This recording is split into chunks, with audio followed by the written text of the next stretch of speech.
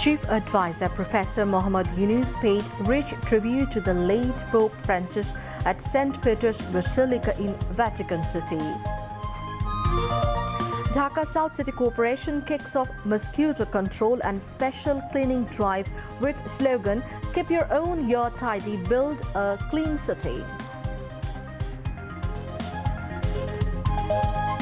Shedi Rally in capital demands ban on Awami League and trial of July upsurge, genocide, Pilkhana and Shafla Chattur killings.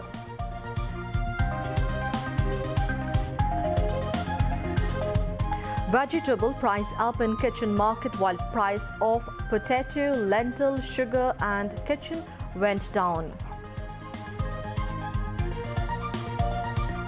Israeli strike kills 60 Palestinians in Gaza, 12 from same family killed in Jabalia.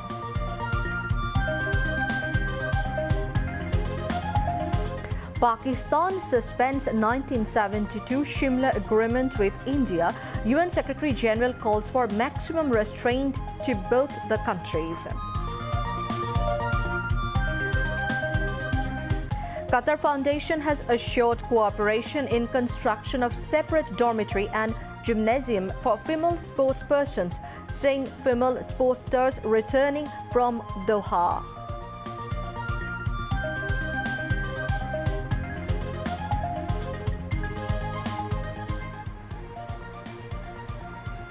Assalamu alaikum viewers, I'm Tanzila Manar Sultana welcoming you all to News at 10. You have just heard the headlines. Now moving on to news in details. Chief Advisor Professor Muhammad Yunus paid rich tribute to Pope Francis at St. Peter's Basilica at Vatican City in Rome today. Tomorrow, the Chief Advisor will visit St. Peter's Square to attend the funeral mass of His Holiness Pope Francis. Cardinal Mauro Gambetti, Vicar General of Vatican City, will receive the Chief Advisor and the Bangladesh delegation. Earlier, Professor Yunus reached Rome from Doha to attend the funeral. He visited Doha to attend Arthna Summit held on April 22 to 23. Over 100 delegations from around the world have arrived Rome today to pay their respect to the late Pope Francis, who passed away last Monday at the age of 88. The late Pope Francis was the big admirer of the Professor Muhammad Yunus's work for the marginalized people across the globe and his vision for a 3-0 work where there will be no unemployment, no poverty and zero carbon emission. The Vatican also launched a joint 3-0 initiative in Rome with the 2006 Nobel Peace Laureate. Dear viewers, Pope Francis' body is lying in St. Peter's Basilica at the Vatican. Crowds of mourners have been slowly filing past the coffin, which will sit in front of the papal altar until his funeral on Saturday. Pope Francis' funeral will begin at 10 local time, 8 GMT or 9 BST tomorrow in Rome, which will be a simpler affair than for many of his predecessors. Now we're taking you live to Vatican, where the funeral preparation is being held.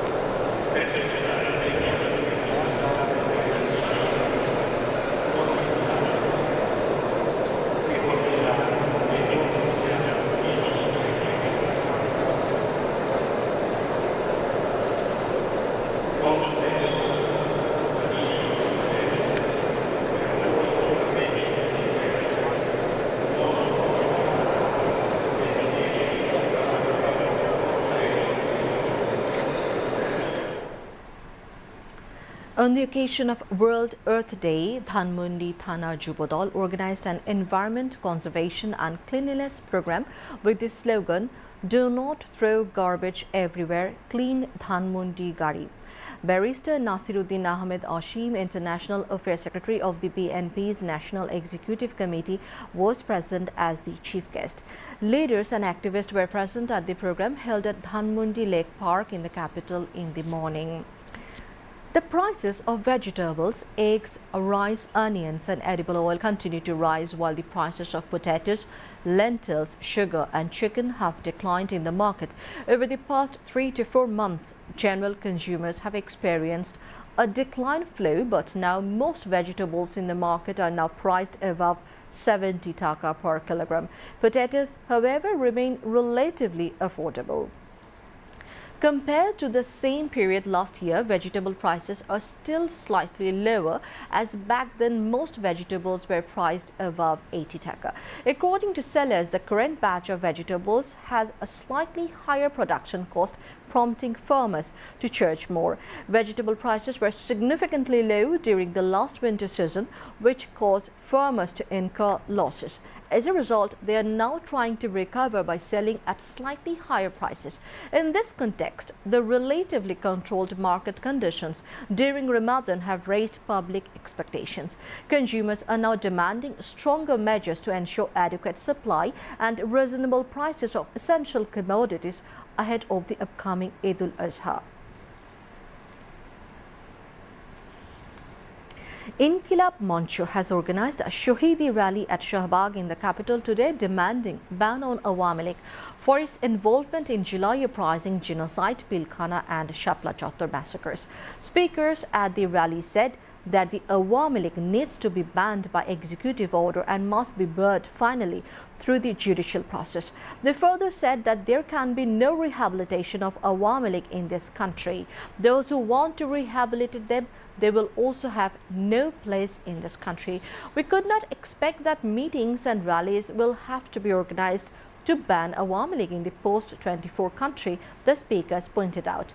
Inkilab Mancho spokesperson Sharif Osman Hadi and like-minded political parties supporting July-August movement, along with the families of the victims and the injured in the mass uprising, attended the rally. Battery-powered rickshaws are dominating the streets of Dhaka from narrow alleys to main roads. Over the past few years, their uncontrolled operation has not only increased public sufferings but also raised serious safety concerns. In several incidents, chaos has been caused by drivers' carelessness or the inability to control the speed of the rickshaws. Security concerns have particularly emerged regarding elite residential areas and foreign nationals. Despite repeated efforts by the authorities to restrict the entry of rickshaws and auto rickshaws onto the city's major roads, these attempts have repeatedly failed. Various physical barriers have been deployed to curb the unregulated movement of rickshaws, but to no avail. In light of this, the interim government is now seeking alternative solutions.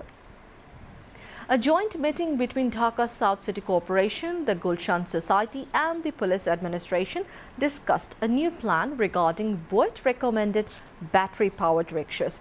This new model will feature foot-operated brakes, fixed speed limits and an advanced motor control system. Similar to driving licenses, drivers will require approval based on the recommendations of a technical committee. ক্ষুধা লাগছে, খাইতে দাও। টেবিলে খাবার রাখা